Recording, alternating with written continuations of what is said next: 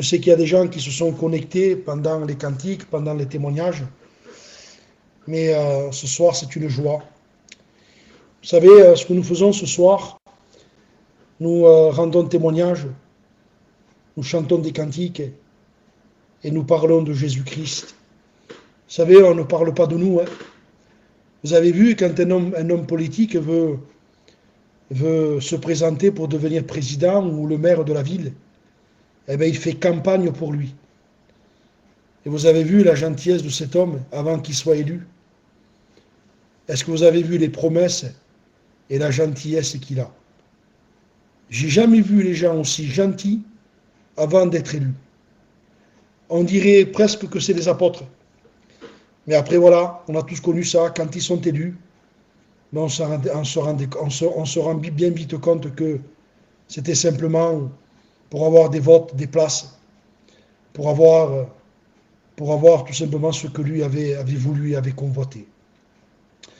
Et en les mots, les hommes trompent. Mais ce soir, le Seigneur ne vous trompe pas. Lui, il fait campagne d'amour.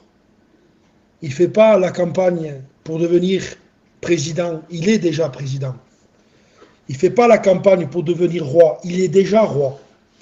Il ne fait pas une campagne pour obtenir quelque chose. Il a déjà tout. Il est roi des rois, seigneur des seigneurs. Il est le prince de la vie. Il est le seigneur des seigneurs. Tout lui appartient. Le ciel, la terre. Tout est à lui. Les oiseaux, les animaux, les poissons de la mer, les fleurs. Tout est à lui. Absolument tout, absolument tout. Des milliers, la Bible dit des myriades. C'est un chiffre incalculable. Des myriades d'anges dans le ciel, des séraphins, le loup constamment. Et la Bible dit qu'ils disent constamment Saint, Saint, Saint est l'Éternel des armées. Saint, Saint, Saint est l'Éternel. Des myriades d'anges, des milliards incalculables comme le sable qui est sur le bord de la mer. Et ils disent sans cesse, du matin au soir, mais en permanence, Saint, Saint, Saint est l'Éternel des armées. Tout est à lui. Dieu pense à quelque chose. La Bible dit, il appelle les choses qui n'existent pas. Écoutez bien, hein. Il appelle les choses qui n'existent pas, mais parce que Dieu les appelle, elles existent. Il est le Dieu tout-puissant, il est sur son trône. Dieu ne fait pas une campagne politique. Dieu ne fait pas une campagne pour qu'ils vous disent ce soir, si tu votes pour moi, je te donnerai un travail. Si tu votes pour moi, tu auras un appartement. Si tu votes pour moi, tu auras un poste à la mairie. Non, le Seigneur, c'est pas ça, lui. C'est pas un politicard. Excusez-moi de l'expression. Non, non, il est le prince de la vie. Il est le Seigneur des seigneurs. Il a tout. Par contre, nous, on n'a rien. Lui, il a tout. Et il te dit, si tu viens à moi, je vais te bénir, je vais te délivrer, je vais faire de toi une nouvelle création. Les choses anciennes vont être passées. Toutes choses vont devenir nouvelles. Tu es esclave, tu vas devenir libre. Tu es malheureux, tu vas devenir heureux. Tu es dans les ténèbres, tu vas être dans la lumière. Tu es tenu, tu vas être complètement libéré parce que je suis le Dieu de la délivrance. Il est dit, j'ai pensé à un témoignage ce soir pendant que Fouet chantait ce cantique à la fin là, Dieu te voit. J'ai pensé à ce témoignage d'un petit garçon qui était un jour bloqué dans un immeuble qui était en flammes. Il avait peut-être, je ne sais pas, 5 ou 6 ans. Et un grand immeuble de peut-être 7 ou 8 étages était en feu. Puis, quand le feu avait démarré, les gens se sont mis à courir dans tous les sens, se sont échappés. Et puis, ils se sont vite bien rendus compte que le seul qui restait, c'était un petit enfant qui était au balcon. Et puis, personne ne pouvait monter. Le couloir était en flammes, la maison. Puis, il restait très peu de temps. Et il y avait des pompiers qui étaient en bas et qui avaient, vous savez, une espèce de trampoline. Et qui disait à l'enfant, saute petit, saute, saute, tu vas périr dans les flammes, saute. Puis le petit enfant nous dit l'histoire qu'il était tétanisé par la peur, il était bloqué, il il n'arrivait pas à faire le choix de se jeter, quoi. Et les pompiers insistaient, mais saute, tu vas mourir dans les flammes. Puis le petit n'arrivait pas à sauter. Et l'histoire dit que, au milieu de la foule, il y a un homme qui a crié, saute! Et puis l'enfant s'est jeté. Puis quand l'enfant est retombé en bas, qu'il a été retenu par le trampoline, les pompiers se sont approchés de cet homme et dit, mais monsieur, pourquoi nous, quand on lui a dit saute, il a pas fait, et vous avez dit saute, et puis il s'est jeté, pourquoi monsieur? Mais il a dit, monsieur, je suis son père. Ça veut dire que cet enfant n'avait confiance que dans son père. Il savait que son père ne le laissera jamais tomber. Jamais, jamais, jamais de la vie. Je voudrais vous dire que Dieu est un père et qu'il n'a jamais, jamais laissé tomber qui que ce soit. Jamais. C'est nous qu'on le laisse tomber. Mais lui, il n'a jamais laissé tomber quelqu'un. Il ne l'a jamais abandonné. Il n'a jamais abandonné quelqu'un. Il n'a jamais critiqué quelqu'un. Le Seigneur est bon, il est un père. Et ce soir, il veut te sauver. Ce soir, il faudrait que tu te jettes dans ses bras d'amour. Il faudrait que ce soir, tu te jettes. Que tu dises, Seigneur, maintenant je me jette. De toute façon, Seigneur, je suis bloqué, non pas sur un balcon, mais je suis bloqué dans ma vie de péché. Je suis bloqué, Seigneur. Je m'en sors pas. J'arrive pas même à trouver le sommeil. J'ai de l'anxiété, je suis angoissé. J'ai besoin même de tranquillisants. J'ai besoin de tous ces cachets, vous savez, que les pharmacies vous proposent. Vous avez remarqué des tranquillisants. Vous savez pourquoi? Parce qu'on n'a pas de tranquillité. Alors on vous propose toutes sortes de cachets pour trouver la paix, pour dormir. On vous propose toutes sortes de choses pour essayer de trouver un peu de bonheur, un peu de bonheur, un peu de bonheur. Vous savez ce que m'a dit un jour un membre de ma famille que j'aime beaucoup? Il y avait un mariage, et puis j'ai vu cette personne que j'aimais, et je lui dis à une de mes tantes, tu vas où tata? Et bien, il me dit, ma tata, je veux au mariage, il faut bien un petit peu de joie. Et je dis, ah, tu sais tata, j'ai la joie, c'est pas ça. La joie, c'est pas un mariage festif, de fête, de boire, d'alcool, de danser. J'ai dit, il y a plus grand que ça. Il y a la vraie joie, la joie qui s'appelle Jésus. Jésus vous aime. Il veut vous sauver comme il a sauvé Jasmine. Jésus veut vous montrer sa puissance comme il a fait au travers du témoignage de la sœur Chica. Le Seigneur veut vous montrer qu'il est vivant, qu'il veut vous faire, il veut vous donner ce que le monde ne peut pas vous donner. Et ce soir, je voudrais vous dire qu'il est capable de faire des grandes choses.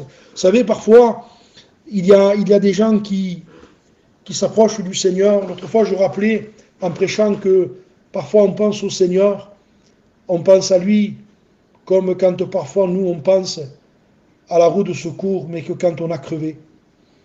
Parfois on pense au Seigneur un peu pareil. On l'oublie, et puis quand on a des problèmes, des soucis, des gros tracas, bien sûr on se tourne vers lui.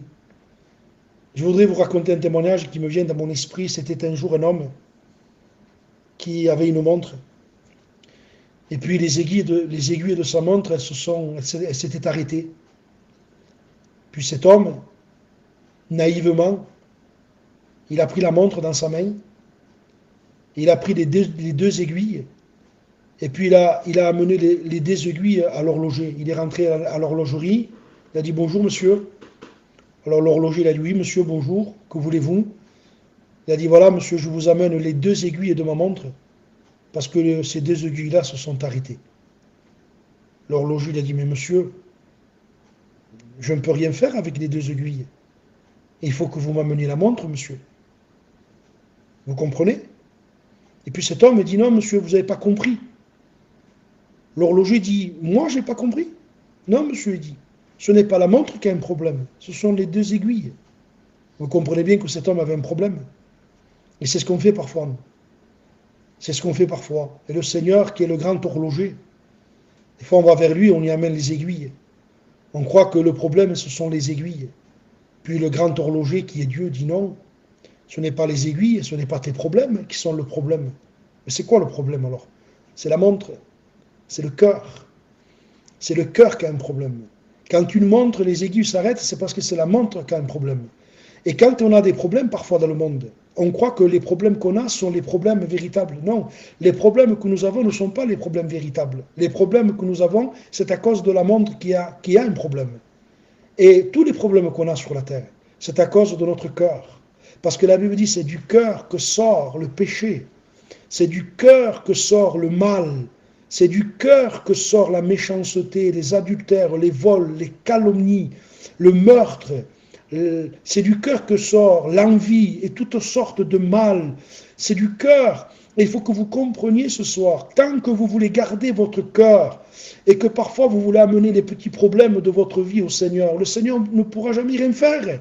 Et si il arrangerait un de vos problèmes, parce que Dieu est bon, c'est pour vous montrer qu'il veut vous bénir et vous changer votre cœur. Dieu a besoin de changer votre cœur.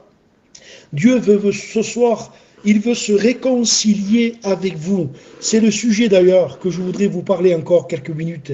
J'ai écrit un thème à ma prédication, c'est le Père veut se réconcilier avec toi. Je le répète. Le Père veut se réconcilier avec toi. Vous avez vu quand deux personnes sont en guerre, par exemple un père avec un fils, une mère avec une fille, ou je ne sais pas, ou deux frères, ils sont en guerre, ils sont en dispute, et puis il y a toujours quelqu'un qui vient de la famille et qui essaye d'arranger le problème. À ce moment-là, on appelle ça un médiateur. Pourquoi? Parce qu'il y a un refroidissement, il y a des querelles, il y a des disputes, une guerre. Mais je voudrais vous dire ce soir que l'homme, il est en guerre contre Dieu. La Bible dit que le mot péché, en hébreu, veut dire bélium. Et le mot bélium veut dire guerre. Je le répète pour que vous compreniez. Le mot péché, parce que vous savez que dans l'ancien temps, 3 langues étaient parlées, dont l'hébreu, le grec et le latin. C'était les langues de l'époque. Et puis le mot péché en hébreu veut dire bélium, qui veut dire guerre. Et nous, moi, vous tous qui m'écoutez ce soir, tous les humains sur la terre, nous sommes en guerre, nous avons été en guerre contre Dieu. Et quand on est en guerre, ça veut dire qu'il y a séparation. Et nous étions tous séparés de Dieu. Et la Bible dit dans un texte que je voudrais vous lire, et quand j'ai lu ça, j'ai pensé à une histoire d'un père avec un fils qui était en guerre. Et je voudrais vous faire cette lecture dans l'évangile de Luc, au chapitre 15 et au verset 11. Je vous lis l'histoire, et puis je veux que vous écoutiez cette histoire d'un père avec un fils qui était en guerre, un fils qui était en guerre contre son père. Je voudrais vous dire, avant d'aller plus loin, vous qui m'écoutez, qui n'êtes pas chrétien, convertis à Jésus-Christ, vous êtes en guerre contre votre Créateur. Vous êtes en guerre contre Dieu. Et si ce soir, vous vous repentez, vous acceptez le Seigneur, vous dites, si ce soir vous lui avouez vos transgressions, que vous lui avouez ce que vous lui avez fait, le Seigneur ce soir est prêt à vous pardonner. Je vous raconte une histoire qui me vient maintenant. Écoutez bien. Un jour, c'est un père qui avait eu une querelle avec son fils.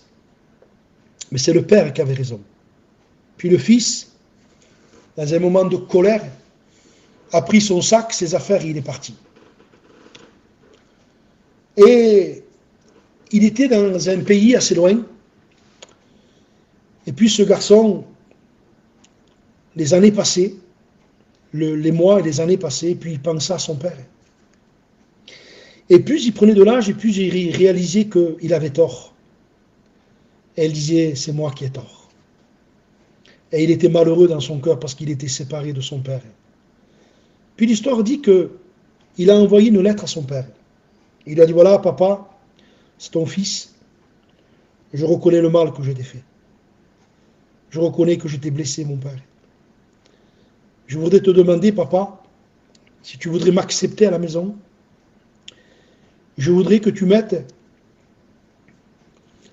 au bord d'une fenêtre ou de la porte de la maison, je voudrais que tu mettes un petit foulard blanc. Et si tu le mets, et que je viendrai vers la maison et que je vois le foulard blanc, mais je comprendrai que tu me veux à la maison. Puis il a envoyé sa lettre. Puis quelques jours après, il a pris donc son train et il est parti. Et pendant qu'il était dans le wagon, il était dans une cabine avec quelqu'un, il était en train de raconter justement à la personne qui était avec lui, il dit voilà, ils ont fait connaissance, si vous voulez mieux, vous savez, pendant le voyage. Et puis il lui a dit un petit peu pourquoi il revenait à tel endroit. Il dit voilà, ça fait quelques années que je suis en guerre avec mon père et mon père est vieux maintenant. Et je voudrais me réconcilier avec lui. Je voudrais faire la paix avec lui. Mais je ne sais pas s'il va m'accepter. Je ne sais pas s'il va me pardonner. Je ne sais pas s'il va m'aimer encore.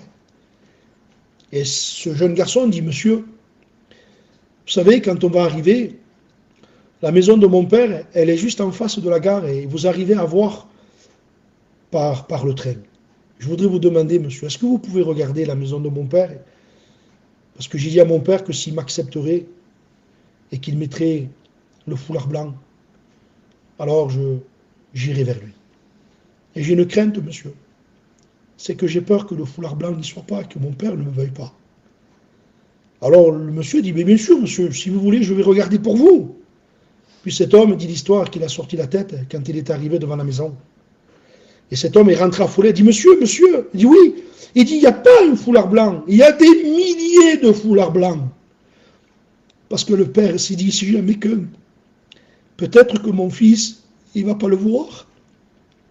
Alors je vais mettre partout pour dire à mon fils que je l'aime et que je le pardonne. Je voudrais vous dire ce soir que Dieu vous pardonne et qu'il vous aime et qu'il veut se réconcilier avec vous. Je vous lis mon histoire avant de terminer.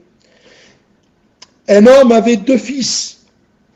Le père, le plus jeune, dit à son père, mon père, donne-moi la part de bien qui doit me revenir. Et puis le père partagea son bien. Peu de jours après, le plus jeune fils ayant tout ramassé est parti pour un pays éloigné, où il dissipa tout son bien en vivant dans la débauche et dans le péché. Lorsqu'il eut tout dépensé, une grande famine survint dans ce pays, et il commença à se trouver dans le besoin. Il alla se mettre au service d'un des habitants du pays, qu'il envoya dans ses champs pour garder des pourceaux. Il aurait bien voulu se rassasier des carouges que mangeaient les pourceaux, mais personne ne lui en donnait. Puis, étant rentré en lui-même, pour réfléchir, il dit, combien d'ouvriers chez mon père ont du pain en abondance? Et moi, ici, je meurs de faim. Je me lèverai, j'irai vers mon père. Et je lui dirai, mon père, j'ai péché contre toi et contre le ciel. Je ne suis plus digne d'être appelé ton fils. Traite-moi comme un ouvrier. Il se leva, il alla vers son père. Comme il était encore loin, son père le vit et fut ému de compassion.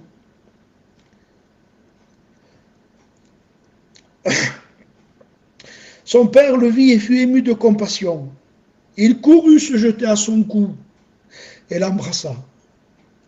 Le fils lui dit, mon père, j'ai péché contre toi. Excusez-moi, j'arrive plus à lire.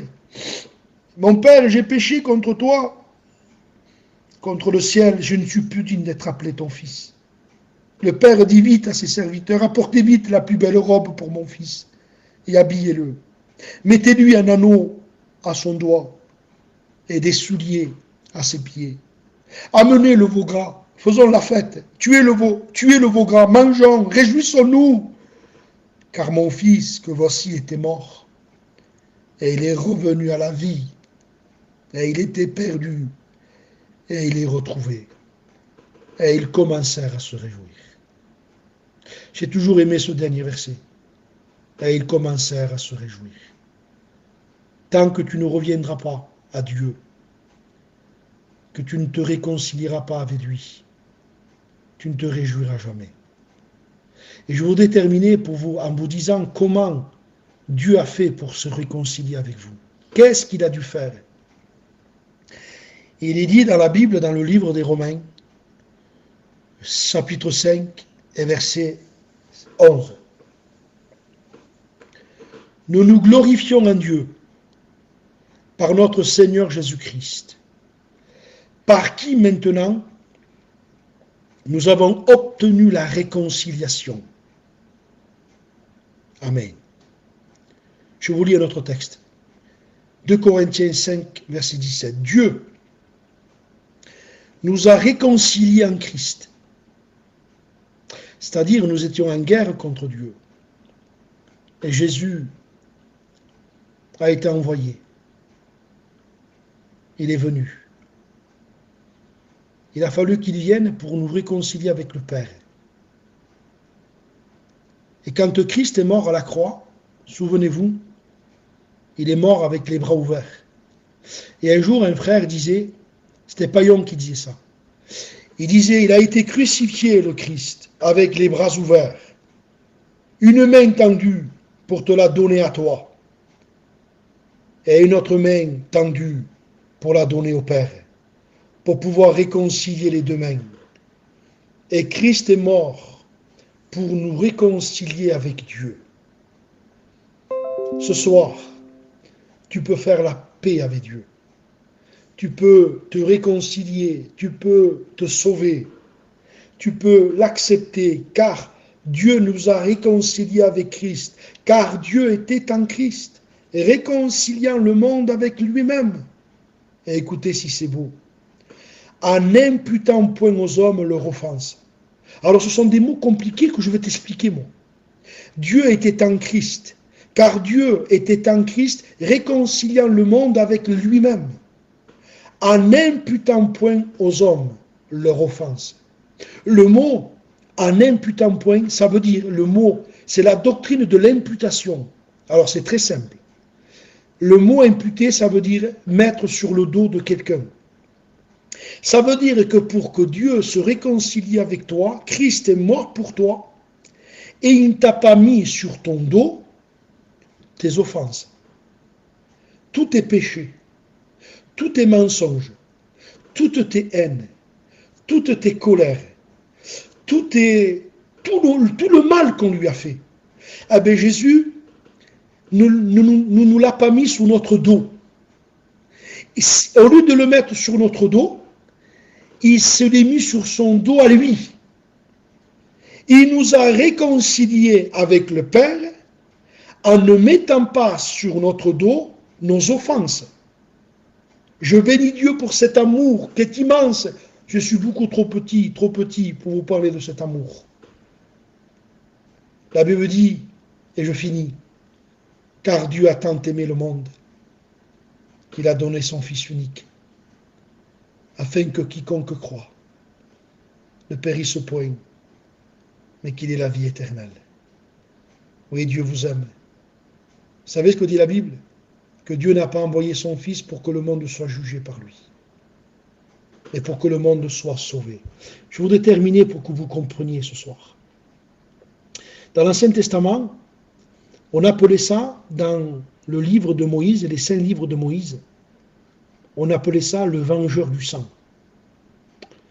Je vais vous expliquer. Dans l'Ancien Testament, il y avait 6 villes de refuge. Quand Israël s'est installé dans la terre promise, Dieu avait dit à Moïse, Moïse, quand le peuple d'Israël rentrera sur la terre promise, tu donneras au peuple 6 villes de refuge.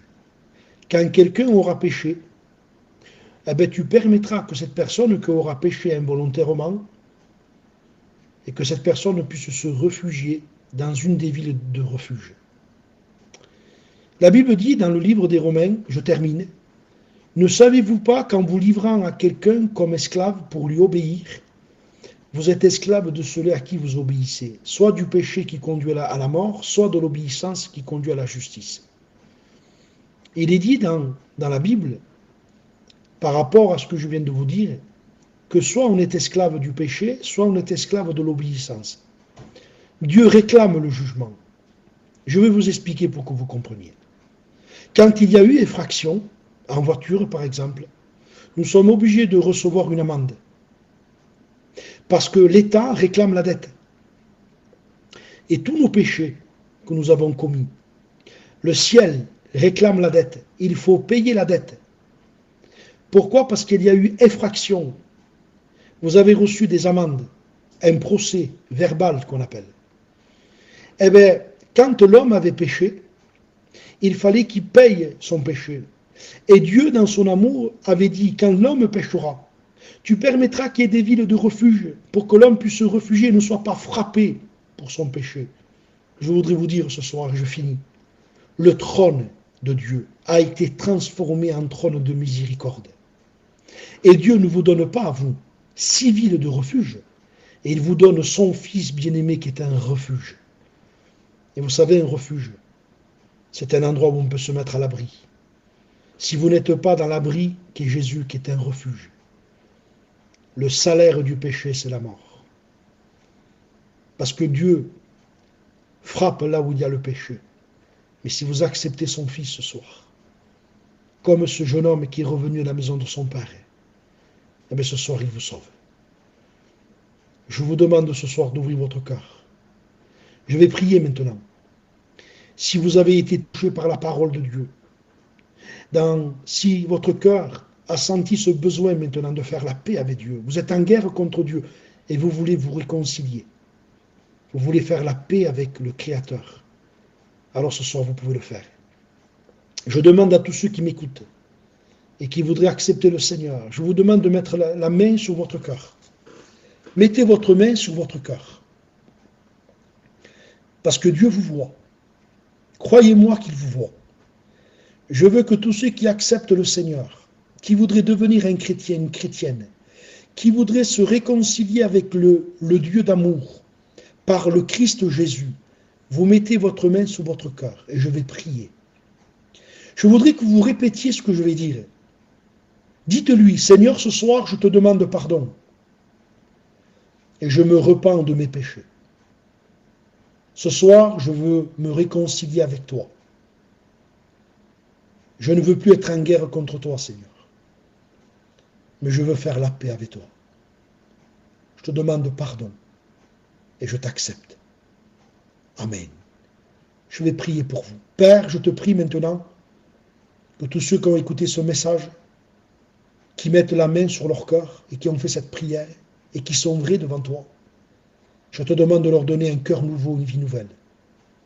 Révèle ta grâce, révèle ton amour, révèle tes bienfaits, révèle comment tu es mort à la croix pour nous sauver.